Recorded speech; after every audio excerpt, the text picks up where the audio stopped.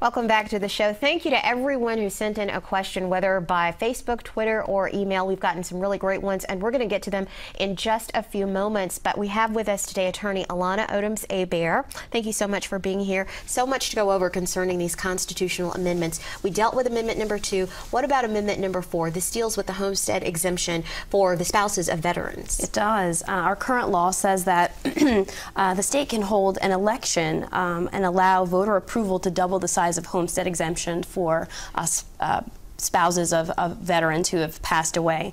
What this amendment will do would be to essentially allow a spouse who would be eligible for the exemption if a veteran died to take advantage of that exemption, whether it was in place at the time of death or not. So it's really an opportunity for more protection for spouses of veterans, and that's something that we all feel very strongly about based on our veterans and our soldiers who fought in the war. Yeah, John? The brief comment on that is there are proponents in favor of it. I mean, who doesn't feel obligated to the veterans who serve this country? Mm-hmm. Some of the critics say, well, hold on a minute. While we're at it, what about the spouses of firefighters who risk their life every day? Mm-hmm. What about the spouses of our men in blue who risk their lives every day, put their life on the line every day? Where does it stop? We have to balance these things. So it's one of these things that you really have to think about. Do we need a constitutional amendment for this? Or are there other ways of protecting people's rights? That's all. Right. Well, so much to get into concerning these constitutional amendments, and I don't think that we can stress enough to folks out there to do a little homework before you go into the voting booth, because you need to know how you're going to tackle these before you go in. We're going to go ahead and get to our viewer questions. As I mentioned earlier, we have lots of great questions, and our first one is going to come to us from Ted from the North Shore, and Ted writes in, this goes back to Amendment number 2, Alanah. If the amendment strengthening gun protection passes, will people be allowed to bring concealed guns onto school campuses and other places where they are currently not allowed? It seems like it's very gray, not black and white here. I think that's the trouble with this particular amendment, is that it does leave open the possibility for challenges to this law and for folks to want to decide or have the courts decide just how these laws can be pushed to their very, very limit. And under strict scrutiny, we would have to have a test case necessarily to determine whether or not weapons should be allowed in, concealed weapons, I'm sorry, should be allowed in these particular very sacred places that we want to know about. So it is difficult, and it's something that we should really be wary about, because it probably will be the subject of a lawsuit. Mm-hmm. Same fear, concern of a lot of critics of this law. In other words, I think people should be allowed to have guns to protect themselves, to protect their families, for hunting. However, if you make it basically an ironclad protection, you can have guns and conceal them and go anywhere you want with them, critics say, you can't stop me from carrying my gun with me to school. And the test case will be in the courts, and if you have a constitutional protection, we don't know the outcome. Mm-hmm. And we don't know if where you send your children to school, you don't know if there will be guns left, right, and center. Yeah. And that's the fear of the critics. Yeah.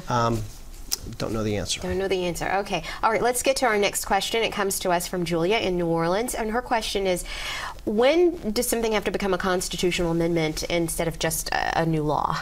That's the big question, right? It's a great question, and I think the answer to the question really informs how we should think about this whole debate. We go back to that tree example of, do you, every time you want to come up and reform a law or change a law, do you go to the heart and do you change the foundation of that tree trunk, or do you empower the legislators or the folks that we've elected to go down in Baton Rouge and make laws to fill in those details? And I think that's the issue with some of these amendments, and the fact that we have so many of them. Yeah. Some critics say that our legislature should really be making some of these decisions for us, because they are in the best place to know our feelings about these particular issues. And so it's really a difficult thing.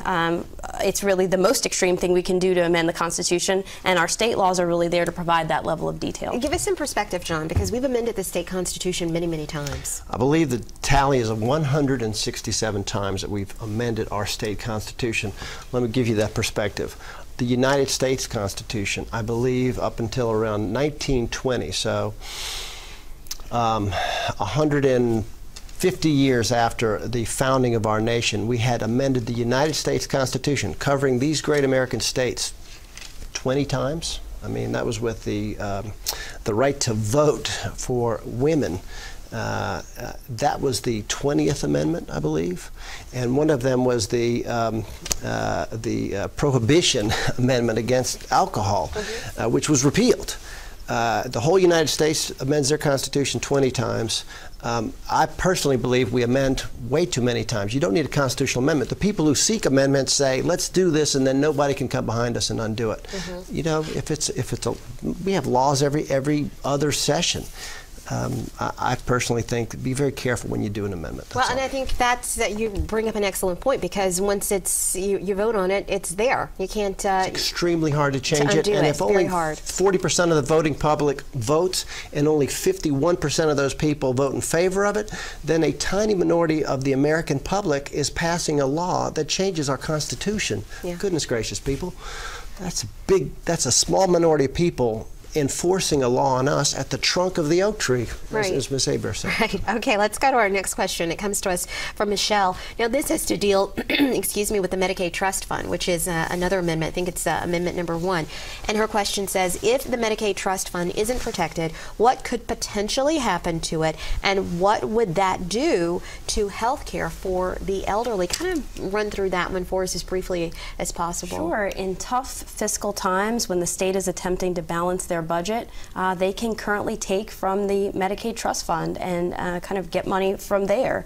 This constitutional amendment would prevent that from happening, and saying in tough fiscal times, you're not allowed to take money out of the Medicaid Trust Fund. Obviously, that provides health care for our elderly and also for our poor in the state. Right. So it's an important amendment. Right. This amendment would dedicate that fund. That's what you would be voting on, whether you want to dedicate that fund or not dedicate that fund. Yes, whether you want to protect it and whether you want to say that under no circumstances can you use this money to balance the budget. Right. And, you know, one of the things that people have argued is that, you know, the reason why we keep having to cut health care and education is because those funds are not dedicated. And so in this situation, you have to weigh the information and decide if, in fact, you do want to dedicate those funds or not dedicate those funds. Very, very important there.